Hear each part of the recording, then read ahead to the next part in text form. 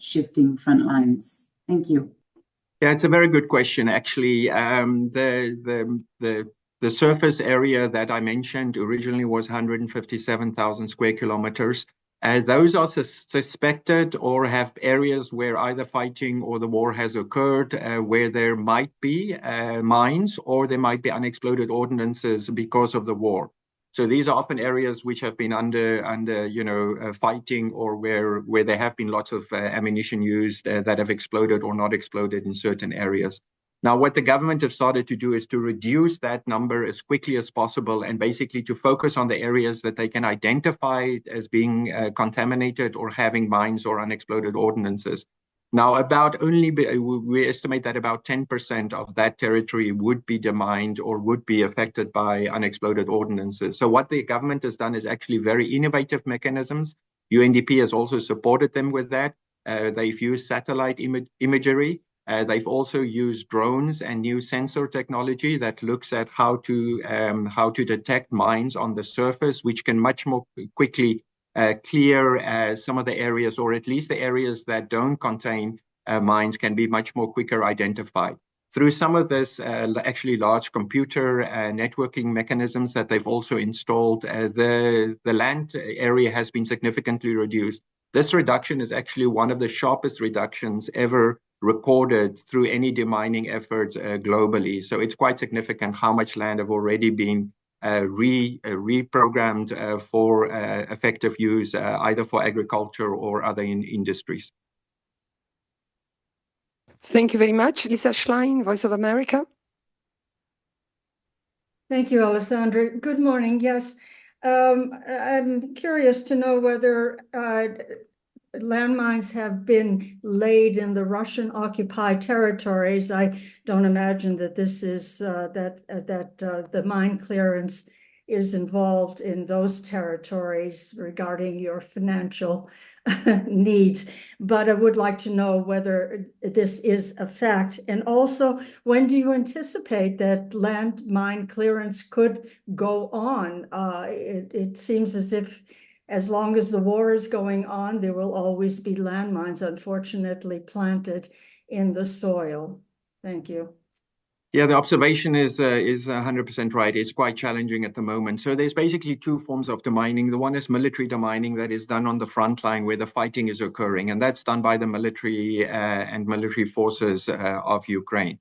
Obviously, a lot of mines are planted, yes, throughout the war-affected area and the lands of Ukraine where the fighting is occurring. The humanitarian demining is done by national agencies, but also through the humanitarian community and development organizations that are actively involved in demining efforts. And that is done usually away from the front line, but areas that have maybe been reoccupied by Ukraine that there were fighting before. So many areas, even close to Kiev, where the initial fightings were also suspected of having unexploded ordnances. So those had to be cleared. Houses that have been destroyed, either through mortars or other ammunitions, have to be demined and also looked at for unexploded ordnances. So there's mines and unexploded ordnances, which are both throughout the country.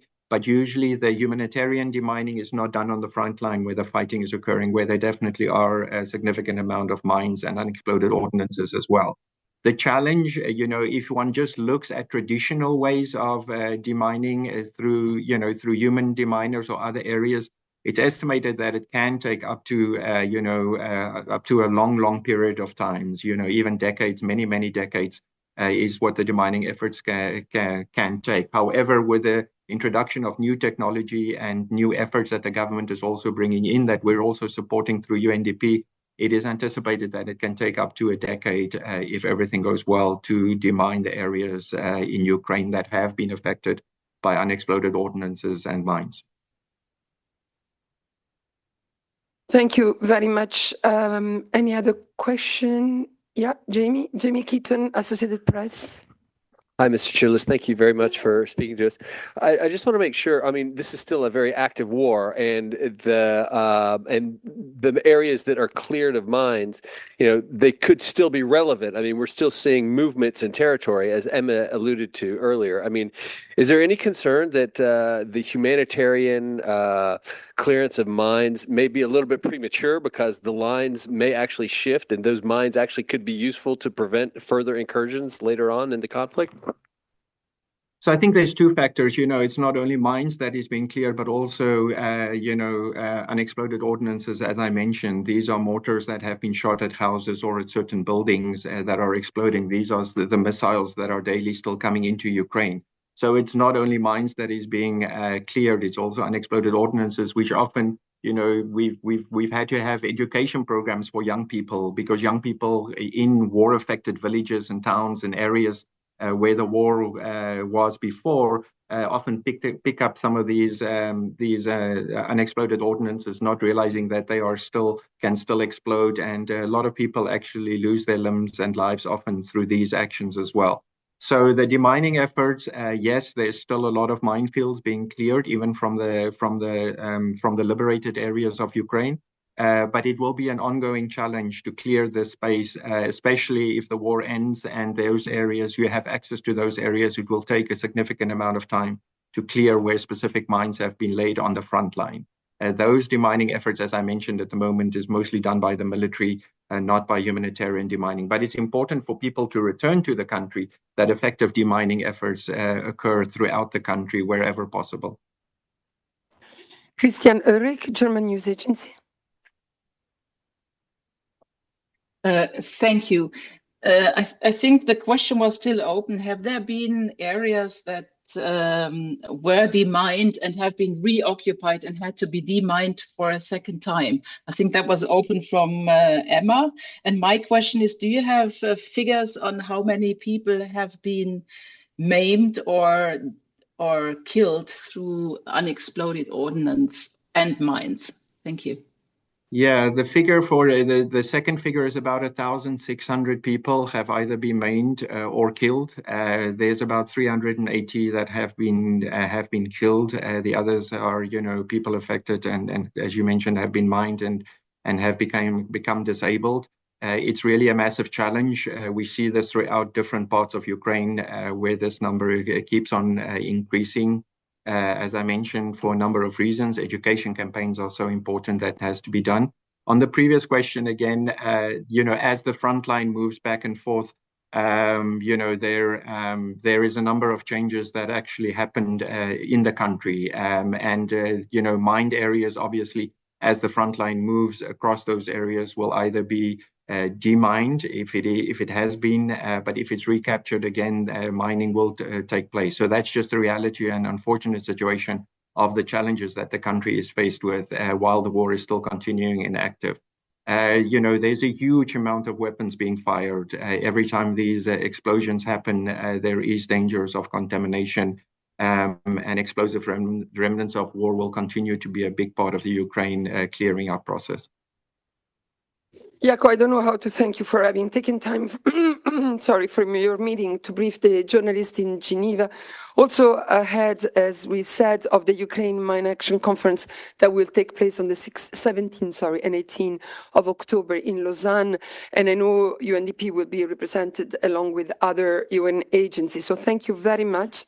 Good luck with your important work. And Sarah has told me that you should have his notes or are going to have his notes very quickly, isn't it, Sarah? Thank you very much. So let's move now to our second cluster of invitees. I'd like to ask them to come to the podium, and we have some who are connected. So now let's move to Lebanon and Middle East. Please come to the podium. I'll introduce you. First of all, I have the great pleasure to have on my right Rima Yamus Imseis, who's the UNHCR Director for the Middle East.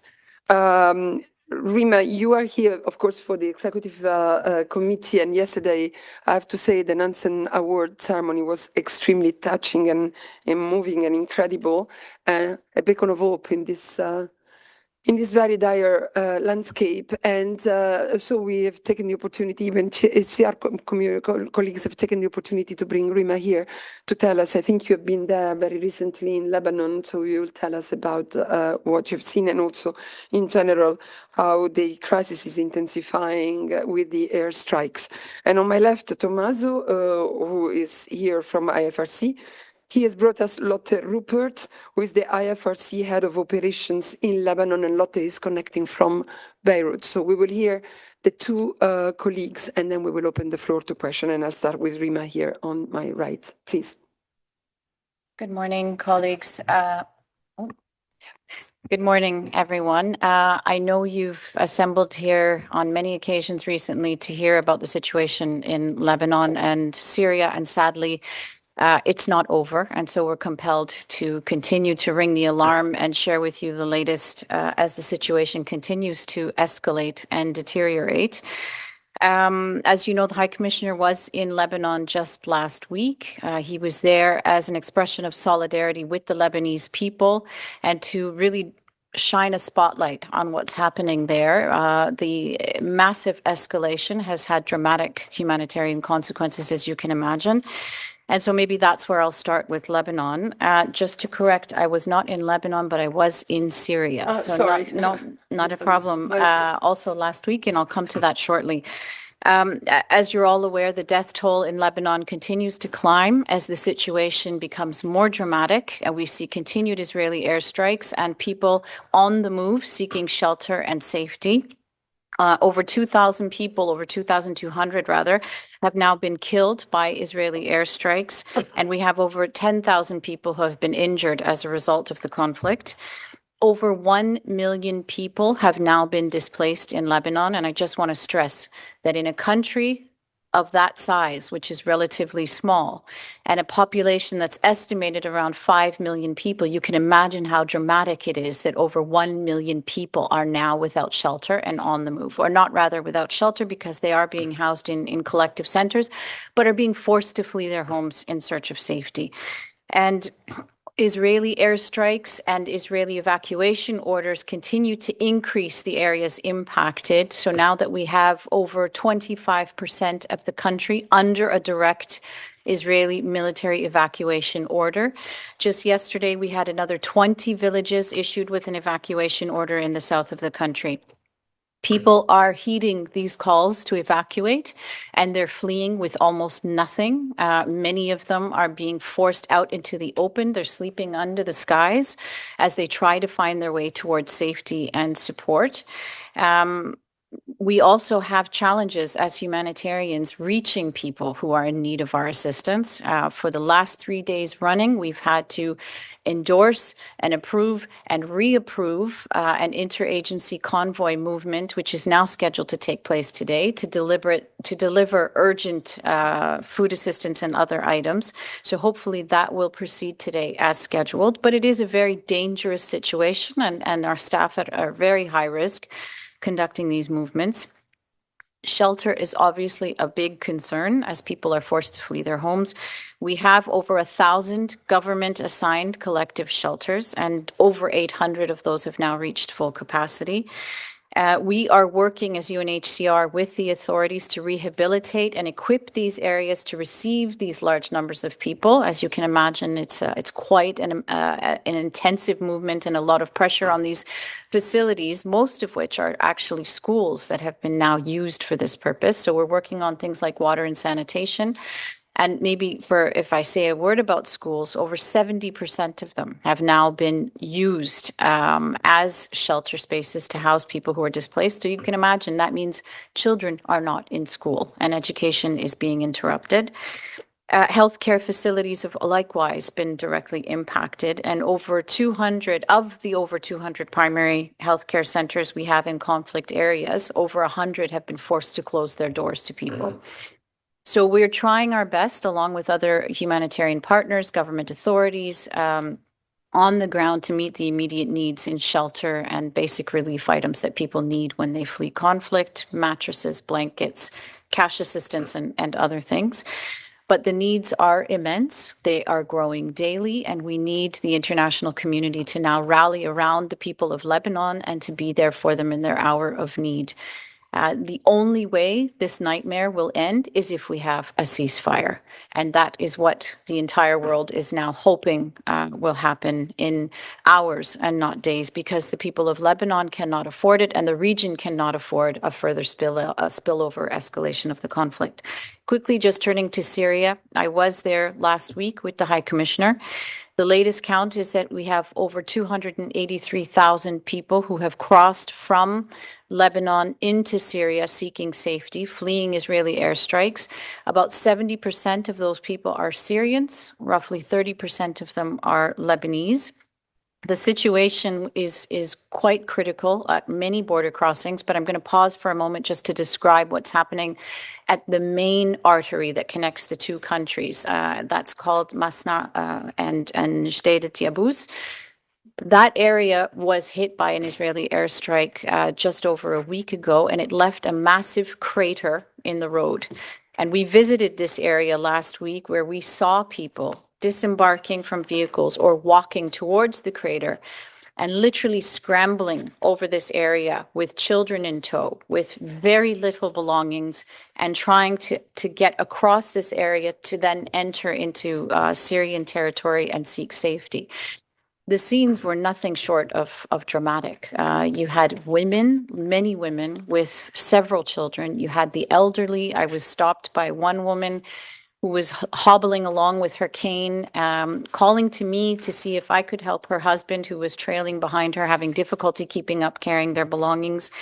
We saw two women with about 9 children between them who described their journey on foot for 10 hours to reach that point.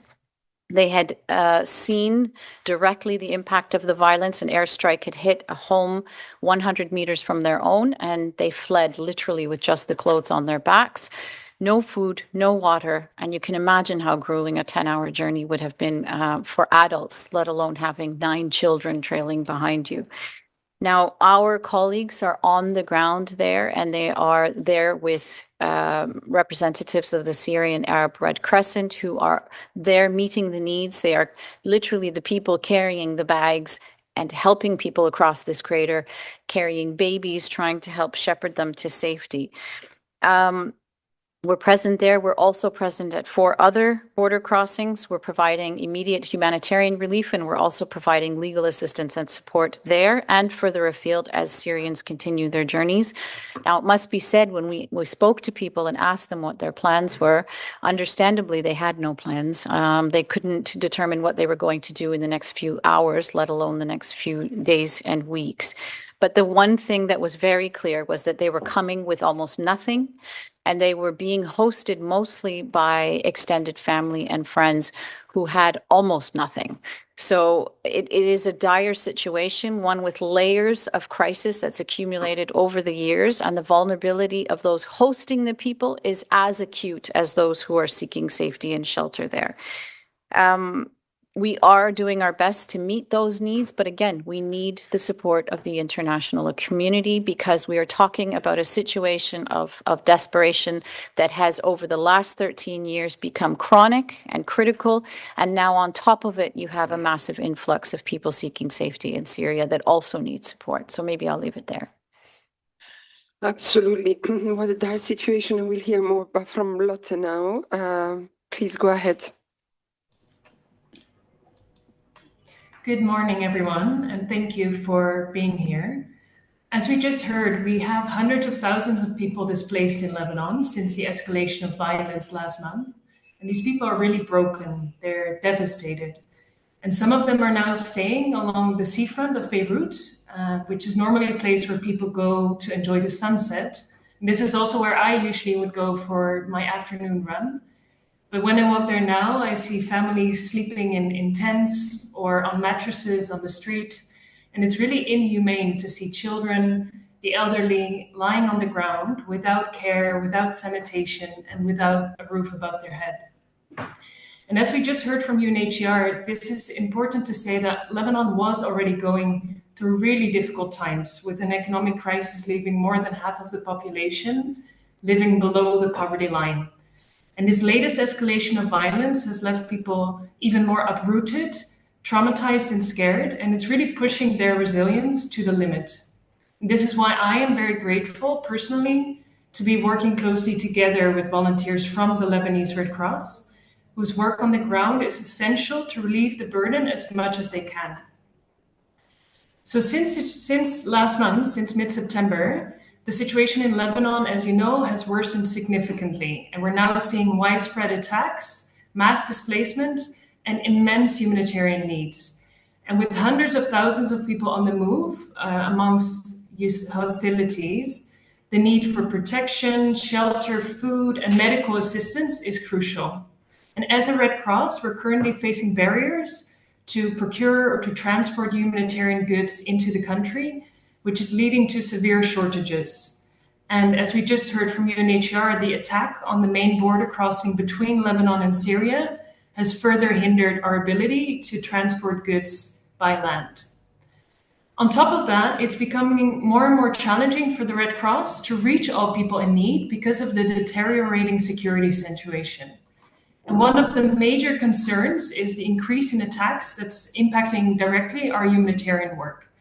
And last Sunday, I received a call from our teams that 2 of our ambulances were hit and that 4 of our Lebanese Red Cross volunteers were injured in the strikes. Fortunately, minor injuries, but things could have easily turned out much worse. And for us, this is an unacceptable situation. And humanitarians, including our ambulance teams, need safe and unhindered access to perform their life-saving work, and they should be protected at all times. I think it's important to highlight to all of you that the Lebanese Red Cross has been at the front line of this response since the very first day, because they are the primary provider of emergency medical services and blood transfusion services in the country. So in the past year alone, their ambulances have responded to more than 60,000 calls from people in need, and that includes people who are injured because of the conflict, or people who call us because they need to be evacuated from conflict zones and need to reach safety. On top of that, we are also distributing food and essential supplies to all the displaced families in collective shelters. So we've handed out 270,000 meals, 100,000 water bottles, and many more blankets, mattresses, and hygiene kits. Nevertheless, the challenges are immense, and we are facing severe shortages of medical supplies, ambulances, fuel, and essential items to support displaced families. And we are also facing a severe shortage of funding. We are bringing in a lot of international goods into the country, like mobile health units and ambulances. And we're also releasing some emergency funding from our Global Disaster Response Emergency Fund. But the funding situation is really bad in Lebanon, and we currently only have 13% funding for our appeal. And moreover, as just mentioned by UNHCR, the impact of this conflict is also felt across the border, as more than 280,000 people have fled to Syria, where the Syrian Arab Red Crescent is providing all types of critical support. And this also includes psychological first aid to help people who are in distress. So to continue our operations in Lebanon and in Syria, the IFRC urgently asks for international solidarity. But what we need most of all is for this violence to stop. And we need pressure from governments on those able to introduce some restraint to end these hostilities. We call on all parties to the conflict to respect international humanitarian law, because humanitarians and civilians should never be a target. And safe and unhindered access must be granted to our volunteers and to all humanitarian staff. So the Lebanese Red Cross and the Syrian Arab Red Crescent, with the support from IFRC, will remain committed to provide critical humanitarian assistance under incredibly challenging circumstances. But our response cannot continue without international support. Thank you very much, and I'm happy to take any questions. Thank you very much. Thank you, Anne Riemer, for this briefing. I'll open the floor to questions. There are quite a few, and we have got so many speakers afterwards, so I'd like to ask everybody to be brief. So I'll go to the room first. I had seen hands there. No, they are down. Okay, good. So let me go to the platform. Moussa Assi, Al Mayedine. Moussa, bonjour. Bonjour, merci beaucoup. My question for Rima, please. What do you have about the building that was targeted by Israeli airstrike yesterday in that village of Aitu, north of Lebanon? What is the nature of the residents in this building? Are they displaced or what exactly? Thank you.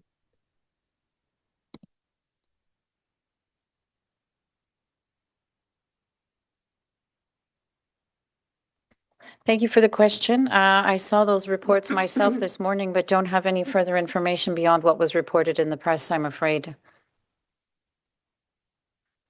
Thank you. Emma Farge, Reuters. Good morning. I was wondering if the lady from IFRC could elaborate a bit more on the barriers to getting humanitarian goods into Lebanon at the moment. Is it like Gaza, where Israel is actually turning back convoys, or the other types of barriers? Thank you. Thank you. No, I don't think it's comparable directly to Gaza. It's different type of barriers. One of them is just the fact that the demand now is so high, so there's not enough suppliers in Lebanon to meet the growing demand. Another barrier is related to the border crossing with Syria that was already mentioned, which means that if we use land transport, we have to choose a longer route if it comes from Jordan or from Dubai. And another barrier is related to the airport and the fact that there's less and less commercial flights arriving in Beirut, and we have severe concerns that if the airport were to close fully, it would have a big impact on our supply chain. Moussa, you have a follow-up, maybe for Rima?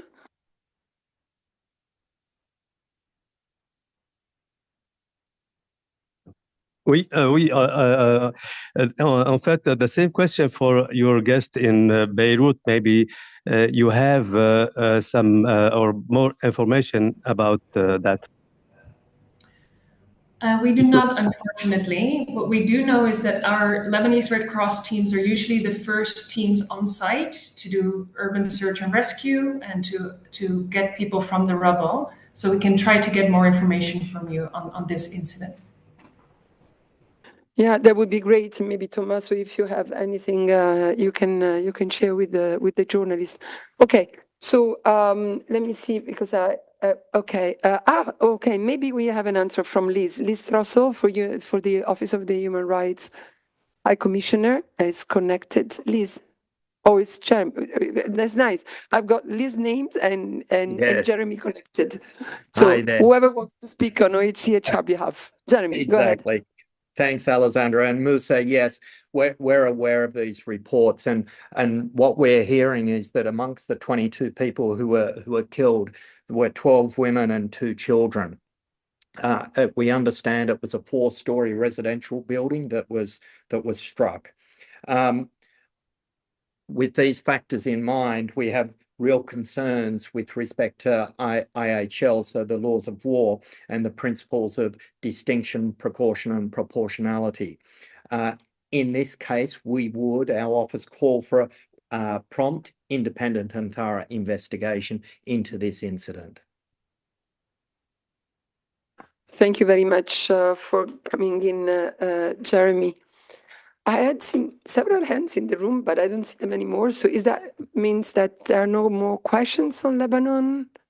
I think that's the case. So thank you very much. Rima, thanks for coming here on the occasion of your visit to Geneva. Thank you very much, Tommaso, for bringing Lotte in.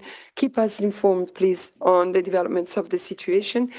And I go now to our next cluster, which is on food.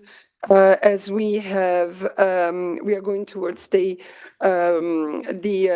commemoration of World Food Day on the 16th of October. Thompson, please. And we have a few colleagues here to talk to you about that and online. So first of all, let me introduce, well, I don't need to introduce Dominique Bourgeon, the director of the FAO Geneva office. And I have the incredible pleasure to say hello again to Thompson, and that you will all remember from his time in Geneva. We are so happy to have him here to tell us about the food situation in Southern Africa. And then ICRC is connected from Nigeria with Ian Bonzon, who is the head of the delegation for Nigeria of ICRC, to tell us about the situation of malnutrition rates among children in northeast Nigeria. So we have, as I said, the World Food Day coming up. The Secretary General has issued a message on World Food Day. I think I could start from that before giving you the floor, Dominique, just to say that, as the Secretary General points out, something is very wrong with a world in which hunger and malnutrition are a fact of life for billions of children, women, and men. So on this particular day, which, as you know, is commemorated on the 16th of October, we remind ourselves, says the Secretary General, of the 733 million people who are short of food because of conflict, marginalization, climate change, poverty, and economic downturns.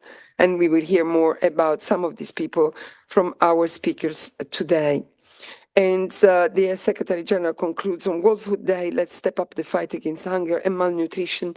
Let's take action to uphold the right to food for a better life and a better future. And you have the complete message in your mailbox. And I give the floor to Dominique.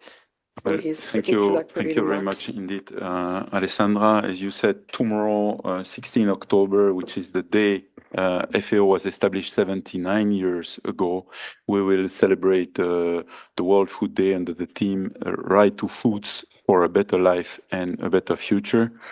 As you know, of course, food is a basic human right like air and water.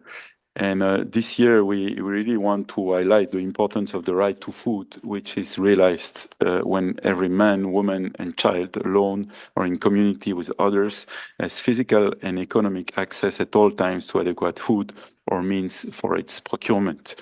The right to food encompasses not just freedom from hunger, which is, by the way, part of the FAO Constitution when it was established, but also the access to safe, nutritious, and culturally acceptable food that meets dietary needs for an active and healthy lives. Unfortunately, as Alessandra reminded us, and even if the world farmers produce more than enough food to feed the global population, we continue to witness severe imbalances across the world. As you said, 733 million people, which is 1 in 11 people in the world, go to bed hungry every day. Over 2.8 billion people cannot afford a healthy diet, meaning that even if they have enough energy, calories for their life, they don't have the diversity they need to be healthy. We have also the issue of stunting and wasting, basically where we have in the world, as we speak, about 148 million children under 5 being too short for their age, and 45 million children being too thin for their age. So which is a real issue with all the cognitive impacts that you know about. And then on the other hand, we have about 890 million adults living in the world today with obesity. So, of course, there is no one-size-fits-all in terms of what needs to be done in this complex world. But some of the, I would say, big orientation that can be followed relate to the role that the government should play in integrating the right to food into agri-food system policies, ensuring equal access to an adequate, diverse range of safe, nutritious, and affordable foods for all, particularly for vulnerable population. Also, second, that government and relevant non-state stakeholders should foster global cooperation and ensure, and something I'm sure Son has repeatedly mentioned to you, and ensure safe and unimpeded access to humanitarian aid for population in needs, and by humanitarian agencies involved in the delivery of life-saving assistance, being food assistance or emergency agricultural assistance that meets people nutritional needs. Business, of course, have a role and should play their role and positively influence the food environment by prioritizing a diverse range of nutritious food, investing responsibly in sustainable agriculture, and ensuring decent working conditions, creating truly inclusive, accountable, and transparent business models and markets. Consumer organizations also have a role and need to channel consumer needs and rights into negotiation with the food industry and government and engage with national initiatives for food security, nutrition, and food safety. Consumer organizations should also be reaching out to consumers in the most vulnerable situation to ensure that they have a voice, that their voice is heard. And finally, very important, and this week in Rome, we have the World Food Forum, where really the youth is at the center, and we must therefore engage the youth in advocacy for the right to food and make sure that we fully mobilize their ideas and passion for driving right to food at the forefront of global efforts.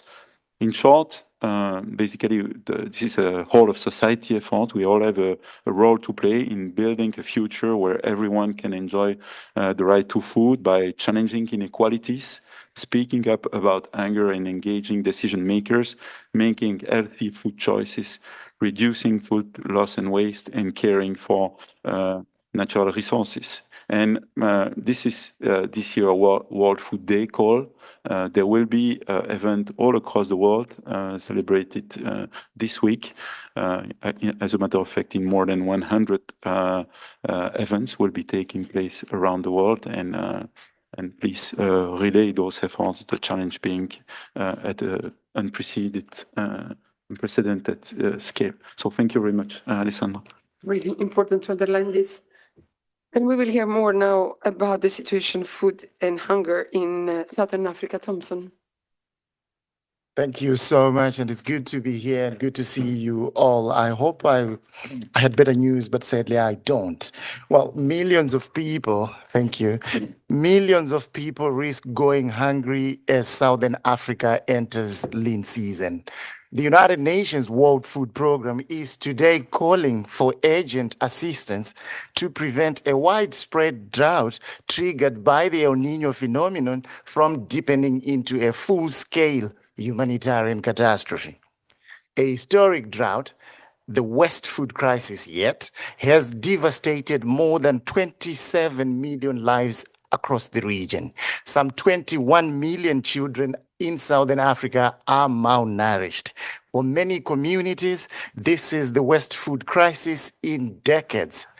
October in Southern Africa marks the start of the lean season, and each month is expected to be worse than the previous one until harvest next year in March and April.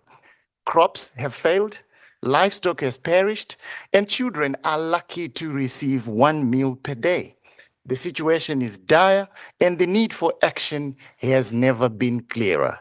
A record 5 countries, Lesotho, Malawi, Namibia, Zambia, Zimbabwe, have all declared their hunger crisis a state of disaster and called for international humanitarian assistance. Angola and Mozambique are severely affected as well. At the request of governments, the World Food Programme has started to provide food assistance and critical support in transport, logistics, and food procurement. Against soaring global needs, we have only received 1/5 of the 369 million needed to provide assistance to millions in Southern Africa.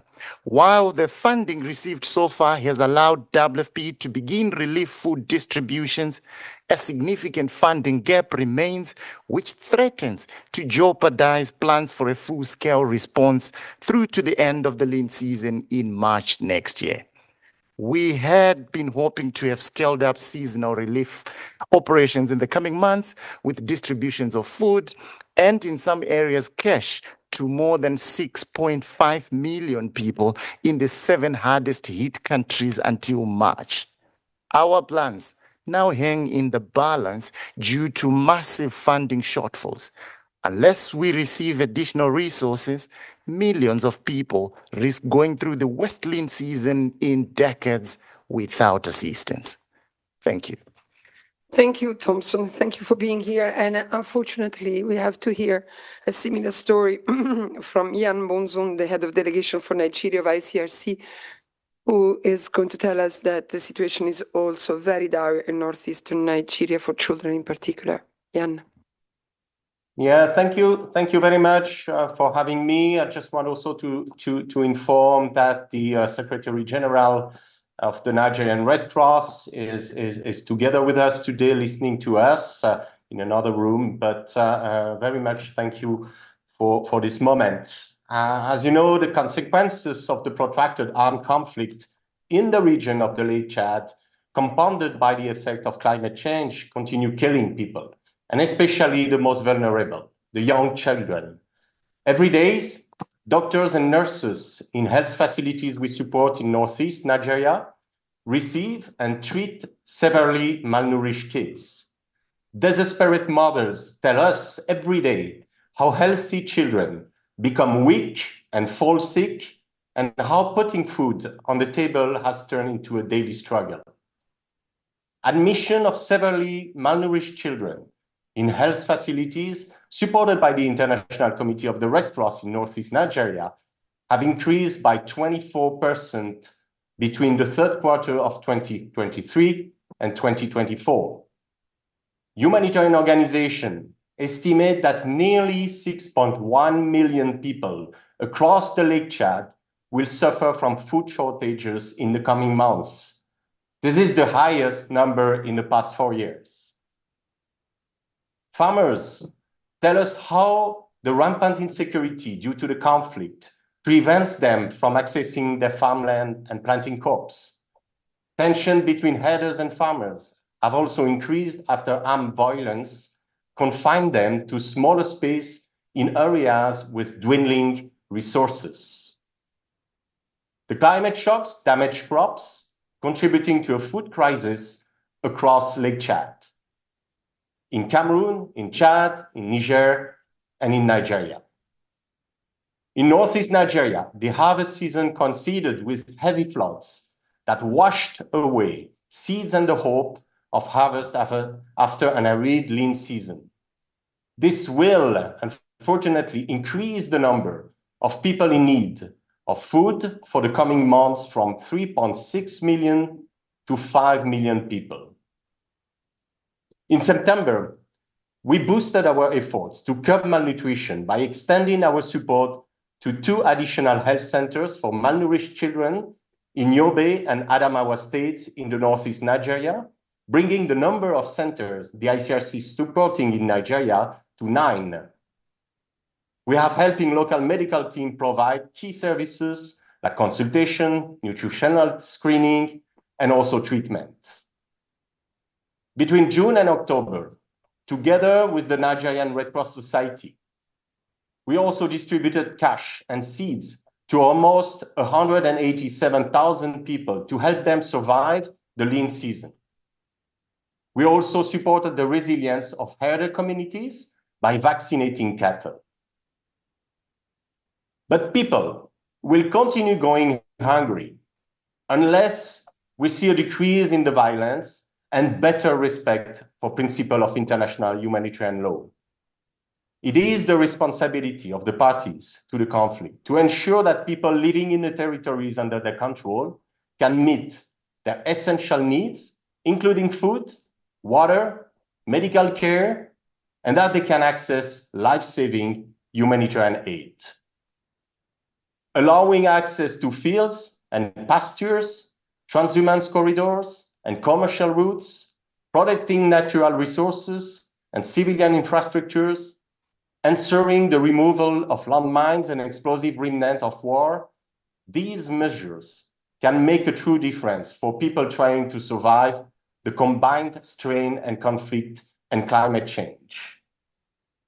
I would add, if you allow me, that all this is reflecting the situation of the conflict. This rise in the number of people without enough food mirrors an increase in violence, which has severely impacted communities' ability to grow crops and access to market.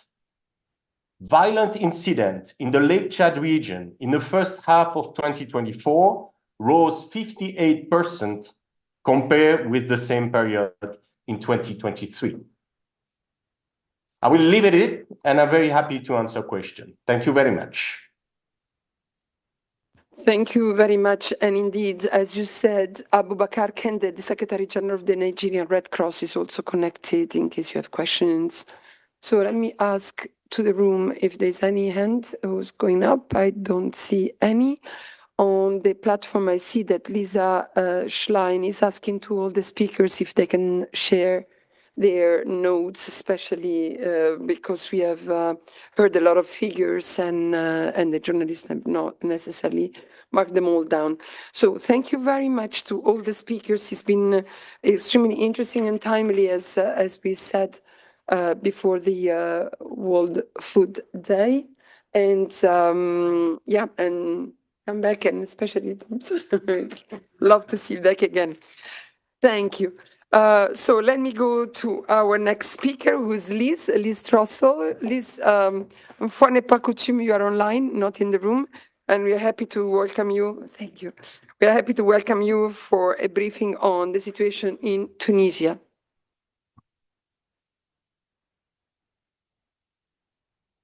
Liz, sorry, we can't hear you.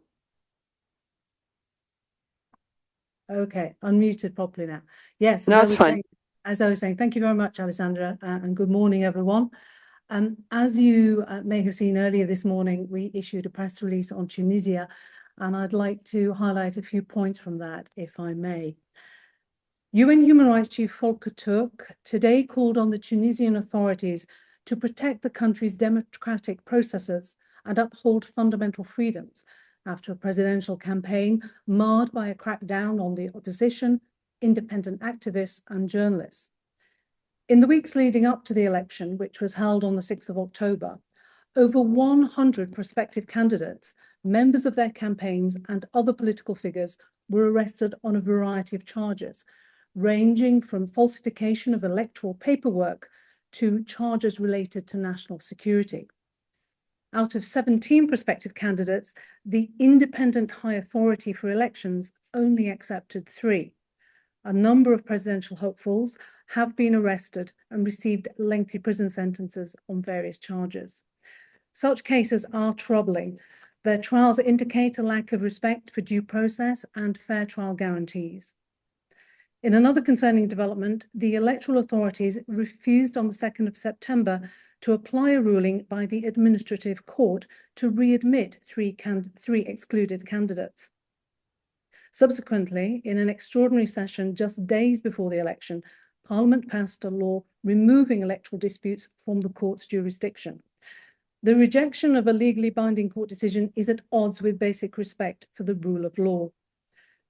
This development comes within a broader context of increasing pressure on civil society over the past year, targeting numerous journalists, human rights defenders, and political opponents, as well as judges and lawyers.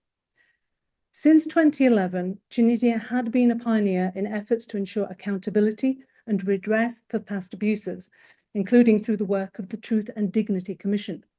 However, a number of these gains have been lost, of which the recent arrest of the former head of the Commission is an example. We strongly urge Tunisia to recommit to transitional justice in the interests of victims and to embark on much-needed rule of law reforms in line with international human rights law, including with regard to freedoms of expression, assembly and association. We also call for the release of all those arbitrarily detained. Thank you. Thank you very much, Liz, for this briefing. Any question to OHCHR in the room or online? Yep. Good morning, Liz. Thank you. Could you just tell us exactly what you say you urged Tunisia to recommit to transitional justice? Can you tell us what communication you've had with the government? Well, we have an office in Tunisia, and of course we have been engaging over a number of years on a number of subjects with the government. We have been engaging regularly, highlighting our concerns with the Tunisian authorities, and that is something that we will continue to do. Any other question? I don't see any. So thank you very much. Just some housekeeping, we still have to hear from the colleague of UNECE, and then I know there are some questions for some of our colleagues, so please stay tuned. I'll give the floor now to Jovana Miosinovic, sorry, for some announcement for UNECE. Thank you, Alexandra. Hello, colleagues. I have two events to draw your attention to. They're coming up next week. The first major event where UNECE is organizing with UN Women. It is a regional review convention, actually meeting on Beijing 30 and the progress in the region on gender equality.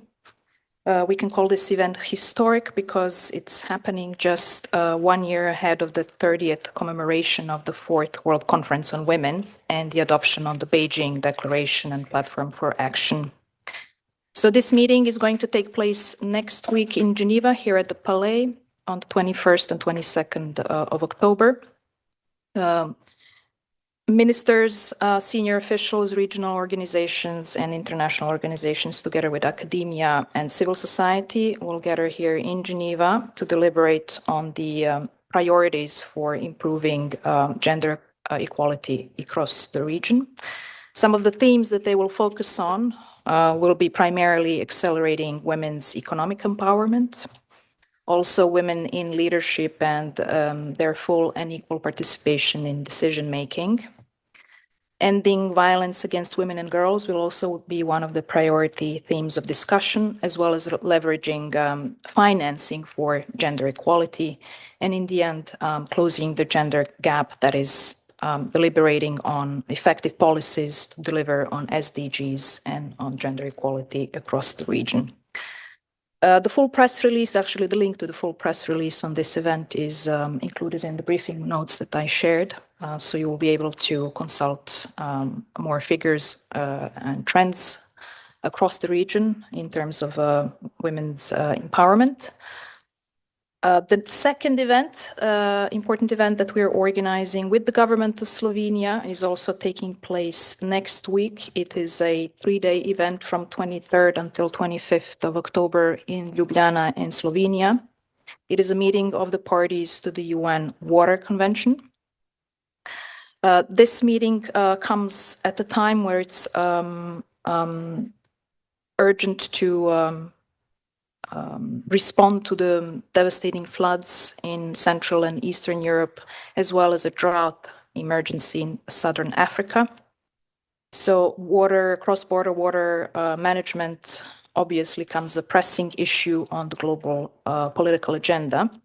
Against this backdrop, the meeting of parties in Ljubljana, in Slovenia, will consider some of the key issues, which are mainly to do with leveraging water for peace, as well as responding to the global environmental crisis. Participants will also focus on topics such as climate change adaptation, water, food, energy, ecosystem nexus, and we've just also heard from our colleagues from FAO and WFP about the problems we have in global as well as regional food production and distribution and procurement. One of the key outcomes expected from this meeting in Ljubljana is the adoption of an innovative work program for the next 3 years. That's the period of 25 to 27, as well as including more financial stability for the convention. Just for your information, since the adoption of the UN Water Convention more than 30 years ago, 55 countries have ratified the convention, out of which 12 from Africa. Since this instrument has been open to accession to all UN member states in 2016, we had mostly countries from Africa joining this convention, and we have more than 20 others in the process of accession. Again, full press release on this event is available in the briefing notes. Thank you very much. Thank you very much, Jovana. Any question to UNECE in the room? I don't see any. On the line, neither. Thank you very much, and thanks for the notes. And I think I have exhausted my list of speakers. So I'll give the floor to Emma now, who wanted to ask a question, I understand, on Gaza, right? Emma? Yes, that's right. I had questions for WHO and for UNICEF. For WHO. I think Tariq and James are connected. Yeah, go ahead. Okay, so the first one was, has Israel actually violated the terms of the humanitarian pause for the polio campaign in the central areas, given the strikes on Al-Aqsa? And for James, he sent on X a message saying that it has been the worst month for children of the war so far. What gives you grounds to say that? Why is it so bad right now? Thank you. I'm afraid we've lost James in the meantime. Oh, no, he is there. He's there. Go ahead. Okay, so let me start with Tariq. Tariq, please. Hi, thanks, Emma, thanks, Alessandra. So I can give you the numbers of children vaccinated yesterday. It was the first day of a second round of vaccination, and you will remember how we did in September for the first round. We started with the 3 days vaccination in the central area of Gaza, then south area of Gaza came in the second place, and then at the last it was in North Gaza. So we plan to do the same way this time for the second round. So yesterday the vaccination has started in the central area, and according to preliminary reports, 92,821 children under 10 received the second dose of novel oral polio vaccine. Now, the estimated target for the central area is something over 179,000. The overall estimated number for all Gaza is over 590,000. So what we have received from colleagues is that the vaccination went without major issues yesterday, and we hope it will continue the same way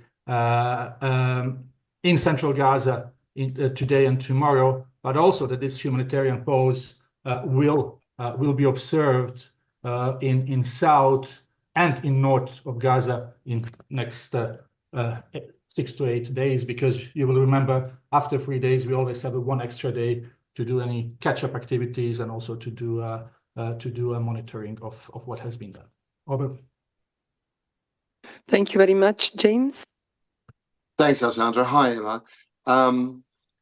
In the most simple sense, we are now at a point of a cumulative effect on children, of course. Now we are more than 12 months of, let's go back 13 months, where children were living in homes, living in high rises, and going to schools every day and having all the necessary access to food, water, medicines.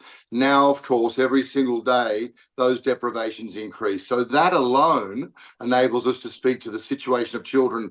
What children need, though, of course, to try to ameliorate these things in a war zone is two things. One is for the attacks to end. That has not happened. The other is for the amount of humanitarian aid and commercial trucks rather, the lifeline coming to Gaza to increase, to try to meet their needs.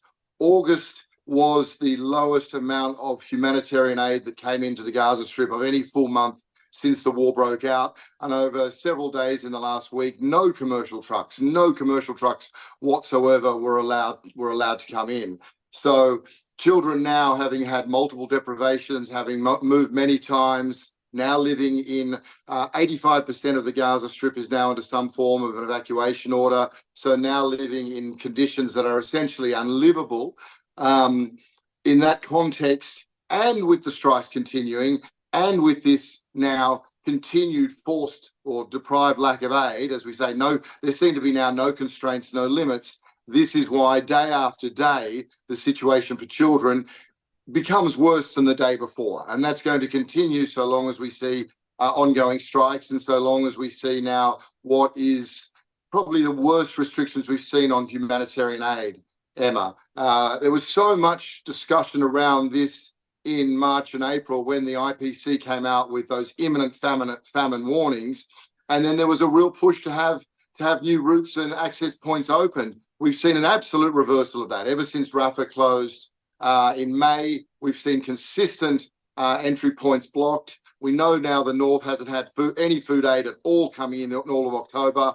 And we know that there's a great lack of access routes and roads and security in Gaza. So cumulatively, today is worse than any other day. And if it continues like this, if restrictions continue to be placed by the occupying power and the bombardments continue, tomorrow, as hard as it is to imagine, tomorrow will be worse for children than today. Thank you very much, James. And I see that Beza has a question also. Thank you, Alessandra. Good morning. I also wanted to ask on Gaza to James especially. We already mentioned about the Al-Aqsa strike, and we saw tents were on fire. And especially there were some videos showing that a family of 3 burning alive, including a kid. I wanted to ask James, do you have any words on that specific event? What would you like to say on that? Thank you. James. Yeah, hi. Well, yes, so there are multiple horrors befalling children simultaneously.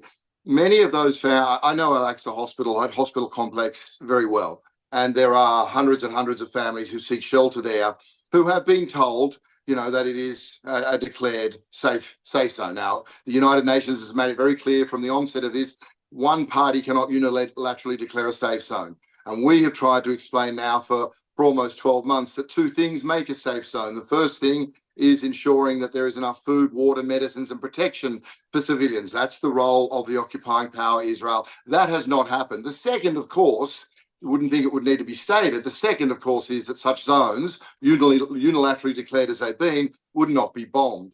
Now, many, many people who have been in that space have actually come from Jabalia and come from the north. So we've seen 3 forced evacuation orders in the past 5 or 6 days from Jabalia. Office of High Commissioner of Human Rights has spoken very clearly about the conditions in which people are fleeing. People are being shot at whilst they flee. We've seen water wells destroyed. We've seen shelters hit. To speak to Emma again about why this is now the worst time for children, on average 1 school per day, and every day of October has been struck, this month. So families have fled from Jabalia under great force, not wanting to go to the south because they are well aware of the unlivable situation to which people have been crammed into the south. And some of those families found themselves at Al-Aqsa Hospital. And then, of course, Al-Aqsa Hospital, that hospital complex is struck. That is a hospital complex that cannot possibly endure more casualties. There is probably not a time I've been there, and I think I've been there more than 10 times, where there are not wounded children on the floor despite the best, bravest efforts of tireless Palestinian doctors. It's simply overflowing, heaving with the casualties of war.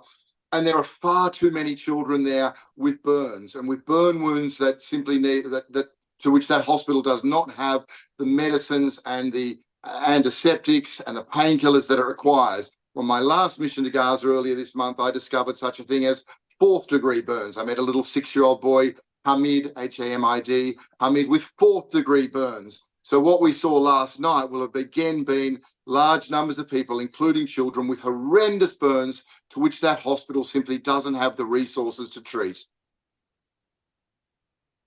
Thank you very much. Jamie, I saw your hand up.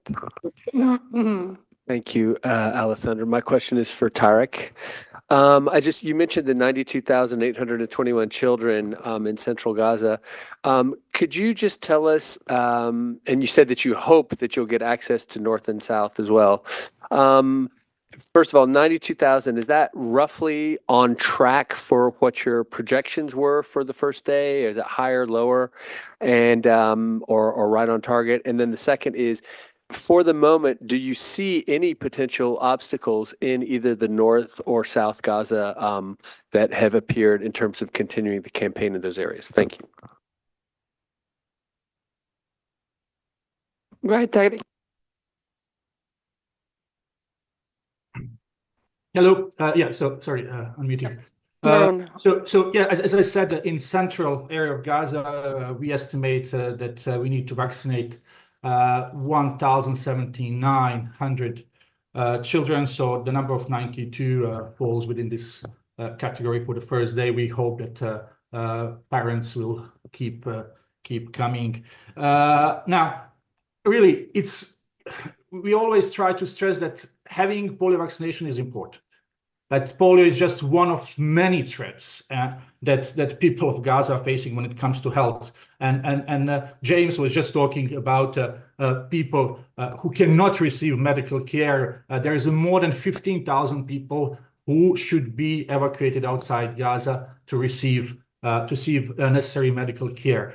We estimate that there is more than 24,000 people who have a need for long-term rehabilitation that is not available in Gaza, and we had a press conference on that. You have seen that on Sunday we finally managed to get, after 9 failed attempts, we managed to get to north of Gaza to deliver some supplies and fuel to a Kamal Adwan and Auda hospital. So it's again no one wants to see any child paralyzed, but there are so many other problems that people in Gaza are facing, and we need sustained access. We need to be able to move from point A to point B and do our best. Ministry of Health of Gaza reported that 1,000 health workers have been killed last year. That's a huge loss, and it's really difficult to replace a trained doctor or trained surgeon. So really, again, we do what we can. But what we need is access, and this has to stop. And there has to be, as we keep repeating, a ceasefire. Thank you very much. Other questions? I'd seen another hand up. Sorry. No, Nick had raised his hand, but I don't see it anymore. So probably got his answer. Okay, so thank you very much. Just before we leave completely the issue of the Middle East, you should have in your mailboxes right now an invitation to, I see people nodding, so you have received it, an invitation to the International Media Seminar on Peace in the Middle East. This, as you know, is a mandated meeting organized every year by our Department of Global Communications. They normally do it around the world. This is the second time they come to Geneva recently. The last one was in 2022. I don't know how many of you participated, but it was incredibly important. And of course, in the current context, international context is even more important. It's a one-day seminar. It's going to be held on the 1st of November. You are all invited to it together with other media professionals, diplomats, scholars, civil society, to discuss 2 key issues that should be really important for you: safety of journalists, key tenet of press freedom, and behind the headlines of Gaza, media challenges and perspective. So we really hope you will join us for this seminar. It's going to be held in room 26, and we will send you the detailed program as soon as we have it. It would be appreciated. You don't need, of course, to register, to Indico because you've got the badge, but it would be appreciated if you could let my colleague Peter Heckler know that you are planning to come. It's just for organizational purposes. Otherwise, I do have a couple of other announcements. One from Catherine on behalf of UNCTAD. To inform you that, to remind you that on Thursday, 17th of October at 10:30, there will be the hybrid press conference on the publication of the Trade and Development Report 2024. The title of the report this year is Rethinking Development in the Age of Discontent, and everything is embargoed until 17th of October at noon. So you will have the Secretary General of UNCTAD, Rebecca Greenspan, and Anastasia Nesvatailova, the head of the Macroeconomic and Development Policies branch of UNCTAD, to brief you on this report.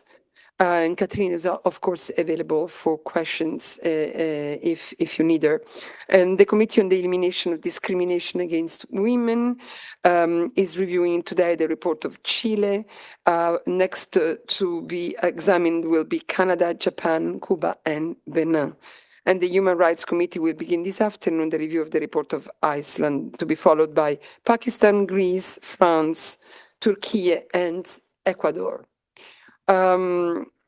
A very, very last announcement to remind you that on the 17th of October, the international community will commemorate the International Day for the Eradication of Poverty. You have the Secretary General's message in your mailboxes too. Any question to me? I don't see hands up. So thank you very much for being here at the briefing today, and I'll see you on Friday. Thank you.